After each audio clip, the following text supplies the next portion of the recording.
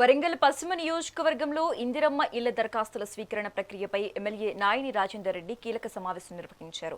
మార్చి 5వ తేదీలోపు అర్హులైన వారందరూ దరఖాస్తు చేసుకోవాలని కోరారు.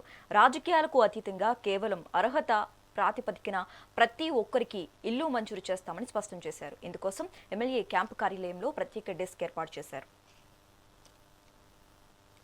కార్పొరేషన్లో మధ్యాహ్నము 3 గంటల నుంచి ఫ్లోర్ లీడర్ తోట వెంకన్న గారు మరియు ఇతర కార్పొరేటర్లు కూడా అందరూ కూడా దరిదాపు పాల్గొని ప్రజలకు ఎక్కడ ఏ ఇబ్బందులున్నా సమస్యల మీద స్పందించడానికి అందుబాటులో ఉండే విధంగా ఫ్లోర్ లీడర్ గారి ఛాంబర్లో ఏర్పాటు చేసుకోవటం జరిగింది.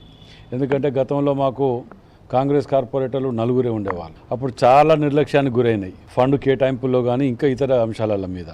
కానీ నేడు ప్రతి డివిజన్లో కూడా యూనిఫామ్గా పార్టీలకు అతీతంగా ఫండ్ కేటాయించడం జరిగింది. అభివృద్ధి మీద దృష్టి కేటాయించడం జరిగింది. కానీ ఆ యొక్క డివిజన్లలో ఉన్నటువంటి ప్రజలకు సమస్యల మీద అందుబాటులో ఉండే విధంగా ఇక్కడ ఫ్లో లీడర్ని ఇక్కడ ఉండే విధంగా ఏర్పాటు చేసుకోవడం జరిగింది. కాబట్టి అందరికీ విజ్ఞప్తి, మీ సమస్యలని సద్వినియోగం చేసుకోండి ఉన్నప్పుడు అని చెప్పి విజ్ఞప్తి చేయడానికే ఈరోజు నేను వీరి యొక్క ఫ్లోర్ లీడర్ గారి ఛాంబర్కు రావటం జరిగింది.